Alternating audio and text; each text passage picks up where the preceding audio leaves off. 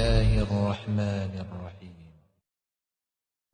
Bismillahirrahmanirrahim. Assalamualaikum warahmatullahi wabarakatuh.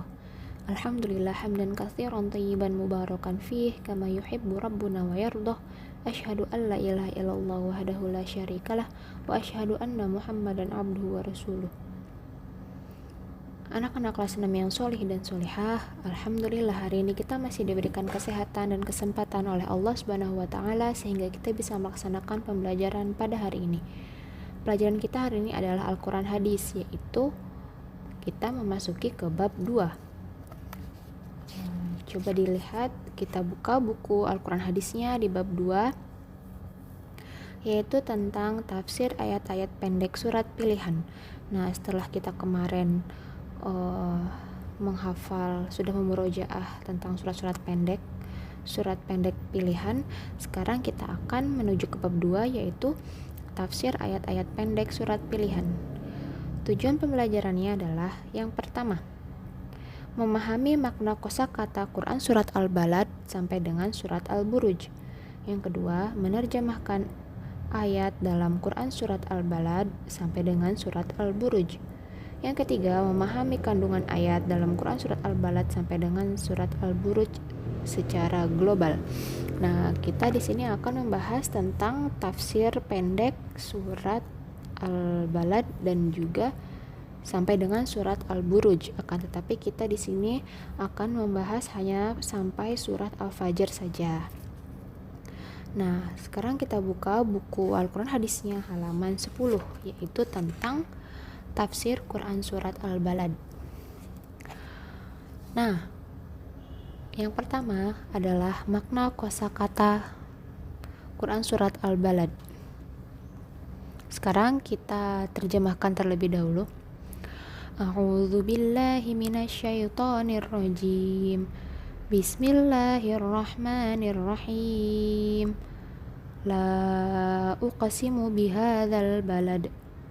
Aku benar bersumpah dengan kota ini, kota Mekah. Wa anta hillum bihadzal balad, dan kamu Muhammad bertempat di kota Mekah ini. Wa walidi wa ma walad, dan demi bapak dan anaknya. Laqad khalaqnal insana fi kabad, sesungguhnya kami telah menciptakan manusia berada dalam susah payah.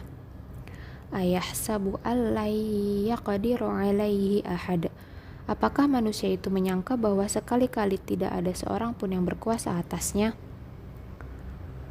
Yaqulu ahlaktu malal lubada, dia mengatakan, aku telah menghabiskan harta yang banyak.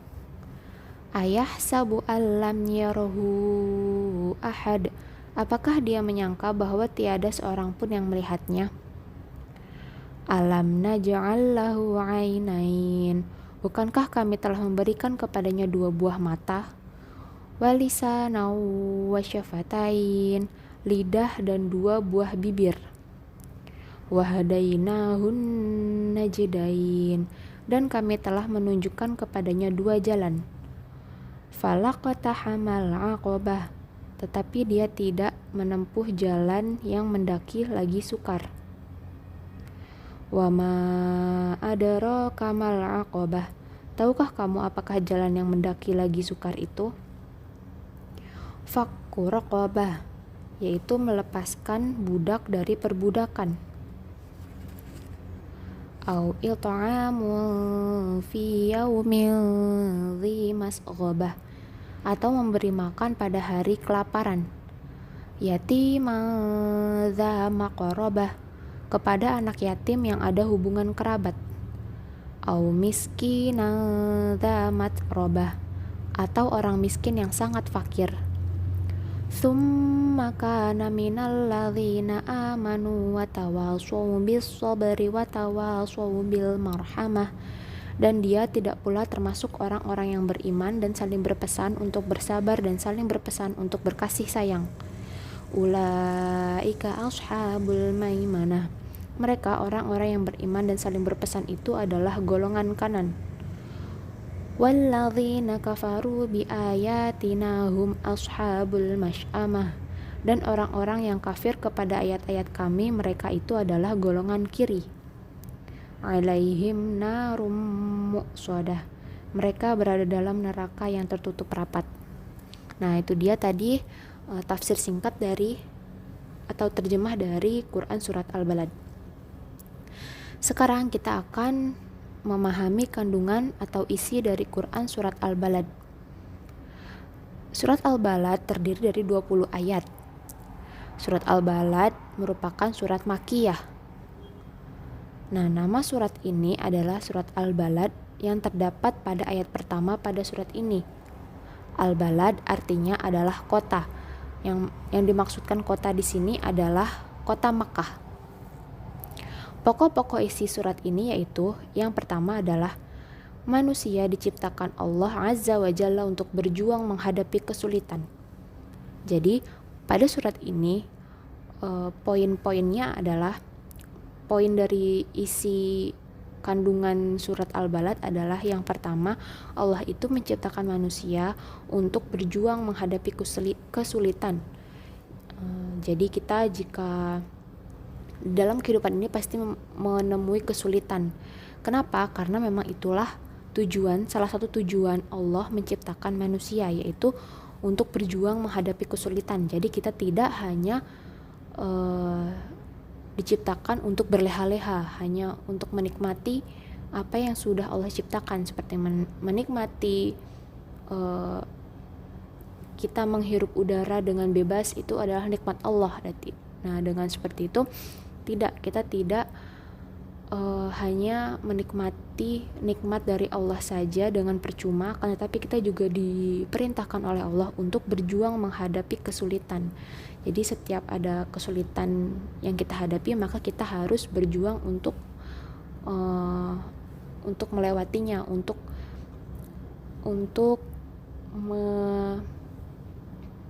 menyelesaikannya gitu. Kemudian pokok yang kedua adalah manusia jangan terperdaya oleh kekuasaan dan harta benda yang banyak. Nah, Allah sudah memberi kita nikmat yang banyak. Kita disuruh untuk berjuang menghadapi kesulitan. Akan tetapi ketika kita sudah mendapatkan harta yang banyak, kita sudah memiliki kekuasaan, kita sudah memiliki harta, kita tidak boleh terperdaya oleh kenikmatan dunia tersebut. Karena sesungguhnya kenikmatan yang hak, kenikmatan yang abadi adalah kenikmatan di surga nanti. Jadi jika kita punya harta yang banyak, kita punya kekuasaan, kita punya nikmat yang banyak dari Allah Subhanahu wa taala, maka kita tidak boleh terperdaya oleh nikmat-nikmat tersebut. Kita harus tetap mensyukuri nikmat tersebut dengan lebih taat kepada Allah, lebih taat sholatnya, lebih taat puasanya, dan lebih taat kepada perintah-perintah Allah dan Rasulnya. Kemudian pokok yang ketiga adalah peringatan kepada manusia atas nikmat yang telah Allah Azza wa Jalla berikan kepadanya. Jadi dalam surat Al-Balad ini berisi tentang peringatan Allah untuk manusia. Peringatan apa? Yaitu peringatan atas nikmat yang telah Allah berikan. Jadi Allah memberikan kita nikmat yang banyak, Allah memberikan kita harta yang banyak, itu tidak hanya untuk kita nikmati sendiri, tapi Allah memberikan peringatan. Apakah peringatannya? Yaitu agar kita rajin bersedekah, agar kita rajin menolong kepada yang tidak mampu, agar kita rajin untuk menolong kepada orang-orang fakir dan miskin, orang-orang yang membutuhkan. Kemudian pokok isi surat yang selanjutnya adalah Allah Azza wa Jalla telah menunjukkan jalan yang dapat menyampaikan kepada kebahagiaan dan juga jalan yang dapat membawa kepada kecelakaan. Di Quran Surat Al-Balad ini Allah menunjukkan dua jalan, yaitu jalan yang akan menyampaikan kita kepada kebahagiaan, dan jalan yang kedua adalah jalan yang menunjukkan kita kepada kecelakaan.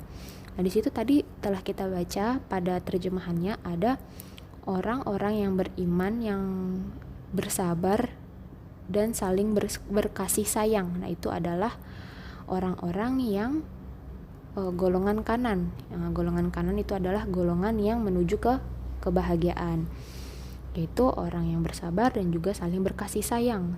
Saling berkasih sayang yaitu saling membantu kepada sesama dan juga saling bersedekah, membantu orang-orang fakir miskin dan membelanjakan hartanya kepada kebaikan.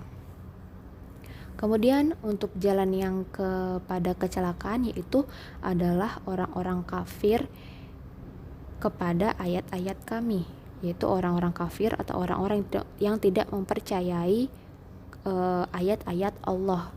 Mereka adalah golongan kiri. Maka golongan kiri itu nanti akan dijebloskan, akan dimasukkan oleh Allah Subhanahu wa taala, oleh Allah Azza wa Jalla kepada neraka jahanam. Seperti itu. Nah, kiranya itu pokok-pokok isi surat ini, yaitu manusia harus berjuang menghadapi kesulitan. Yang kedua, manusia tidak boleh terpedaya oleh harta. Dan juga yang ketiga, adanya peringatan dari Allah untuk tidak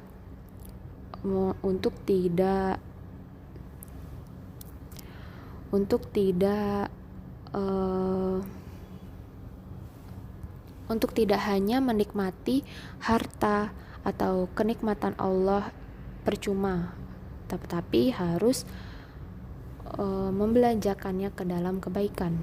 Kemudian ada dua jalan yang ditunjukkan oleh Allah, yaitu jalan kebahagiaan dan juga jalan kepada kecelakaan. Nah, kita boleh memilihnya. Kalau kita ingin jalan kebahagiaan, maka kita harus taat kepada Allah. Jika kita ingin jalan kecelakaan, maka silahkan tidak taat kepada Allah, membangkang kepada Allah.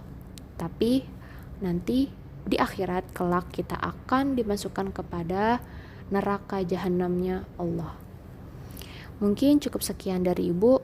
Mohon maaf jika ada kesalahan, mohon maaf jika ada kata-kata yang kurang berkenan. Syukran lakum wa la husni ihtimamikum. Barakallahu fikum. Wassalamualaikum warahmatullahi wabarakatuh.